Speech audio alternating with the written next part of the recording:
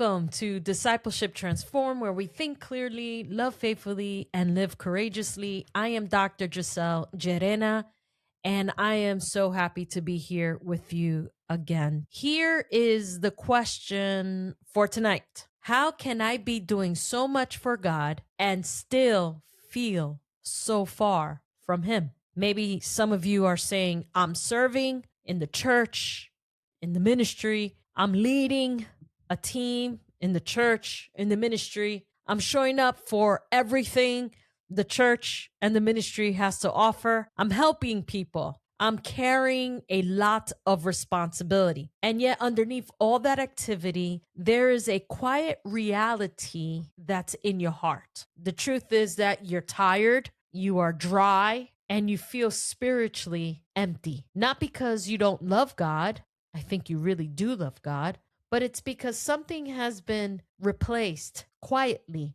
in your life. Today, I want to talk about a dangerous shift that I personally have experienced. And that shift is when ministry activity replaces abiding in Jesus. Because it's possible to be deeply involved in the work of God and feel disconnected from the presence of God. Spiritual burnout rarely begins with rebellion. I believe that it's actually the opposite. It begins with complete devotion.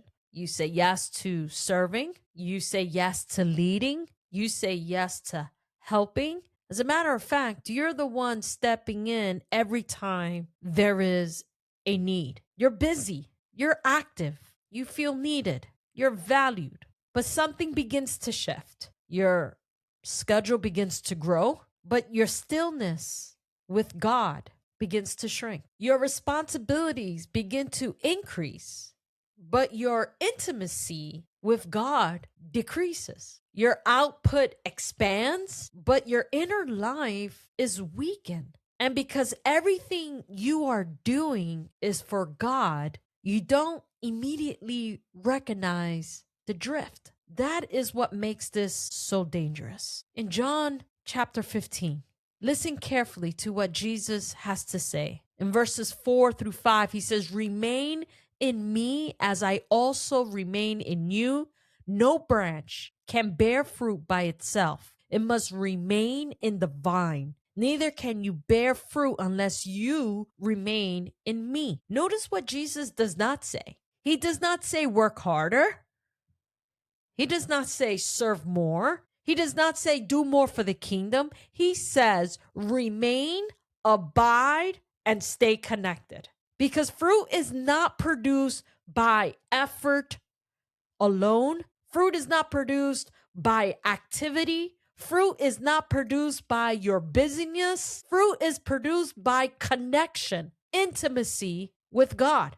And that's why he says remain, abide, and stay connected. Then he says something even more direct. He says, apart from me, you can do nothing. Listen, he says nothing. He doesn't say not less. He says nothing, which means it is possible to be doing many things that ultimately carry no spiritual weight. Here's the shift that happens quietly when we begin to experience certain things. For example, instead of growing strength from Christ, we begin to draw identity from the ministry. We begin to believe I matter because I'm serving. Or we say I'm faithful because I am busy. Others say I'm close to God because I'm involved. But the truth, my friend, is that activity or ministry is not intimacy. Busyness is not abiding.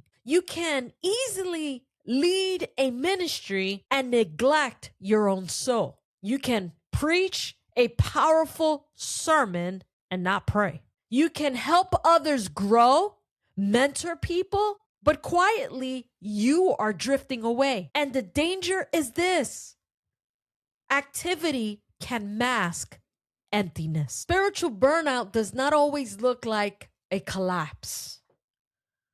Often spiritual burnout is quiet. It's an erosion. Here are some signs for spiritual burnout. Number one, you feel spiritually dry. Scripture feels distant. Your prayer life feels mechanical. Worship feels external. You're spiritually dry.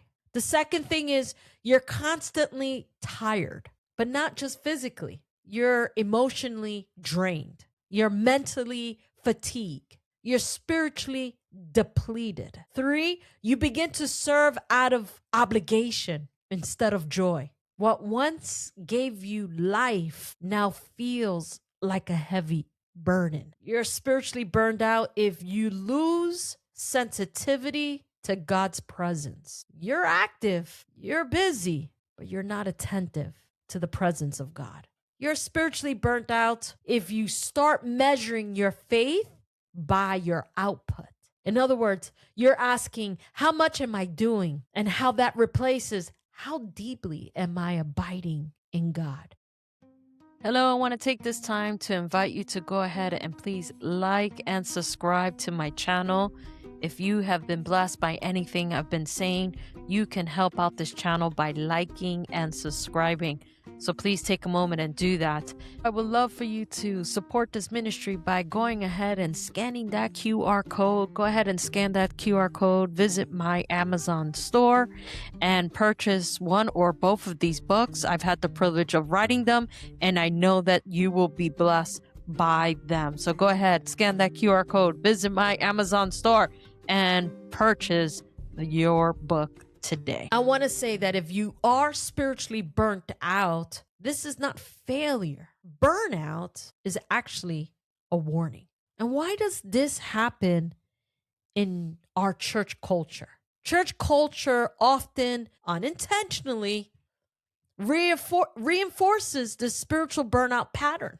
We celebrate availability when people are available. We celebrate when people are productive. We celebrate the reliability of certain people. We celebrate the sacrifice that people make. And those things are not wrong. Hear me. Those things are not wrong. But if we are not careful, we can create an environment where rest feels like weakness. We can create this unhealthy environment where slowness feels like disengagement, where limits feel like a lack of commitment.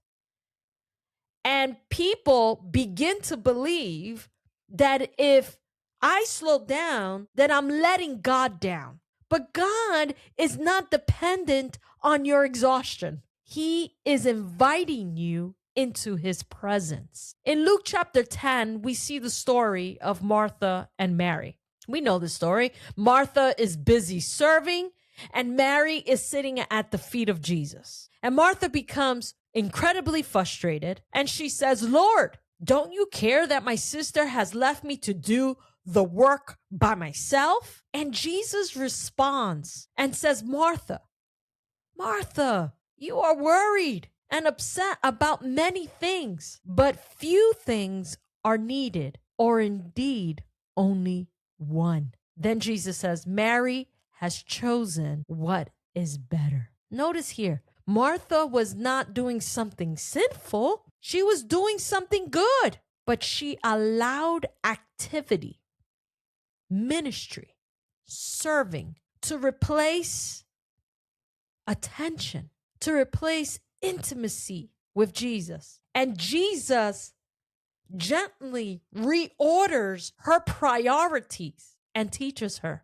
your sister has chosen right. At the root of burnout is not always overwork. The root of burnout is a disconnection, is a disconnection from the presence of God. It's a disconnection from the voice of God. It's a disconnection from the rhythms of spiritual disciplines that connect us to God. You were not created to sustain spiritual life through effort or activities. You were created to receive spiritual life through intimacy with Jesus, connection with Jesus. And when that connection is lost, what happens is we replace it with activity, and effort increases. That is why burnout often follows seasons of high activity, high busyness, high ministry without you taking the time to abide in Jesus deeply.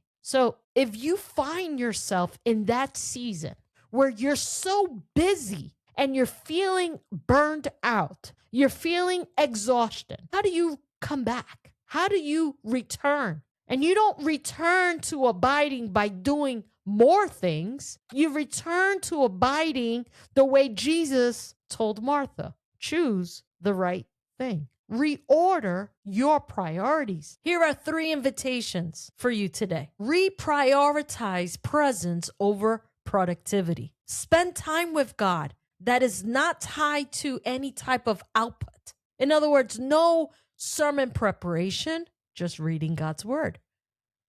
No agenda, no schedule, just spending time in his presence. Embrace limits. You're not called to do everything. You're called to remain faithful. Even Jesus knew the power of being with God. He embraced limits. And so should we. And finally, recover spiritual rhythms. Practice silence. Read your Bible. Pray, fast, take a Sabbath, and rest. Not as a task or a checklist that you need to X out, but as a lifestyle of abiding in Jesus. You know, abiding is not an event, it's a rhythm of life. And you need to develop that lifestyle. So if you lead in any capacity, hear this carefully. Your ministry will never be healthier than your inner life. You cannot lead others into a death that you are not cultivating. The greatest danger is not failure. It is functioning while you are empty. Because you can't sustain activity longer than you can sustain intimacy without consequence. Guard your connection with God more than your effectiveness for God. Jesus did not say, produce fruit for me. Jesus said, remain in me. Because fruit is the result of connection, not activity, not pressure. If you are busy, burned out, and spiritually hollow, this is not a condemnation. It is an invitation to return to the vine. It's an invitation to return to your priorities. Slow down, reconnect with Jesus, abide in his presence, because apart from him, we can do nothing. But with him, life, joy, purpose, meaning will flow again. Thank you for listening to Discipleship Transformed.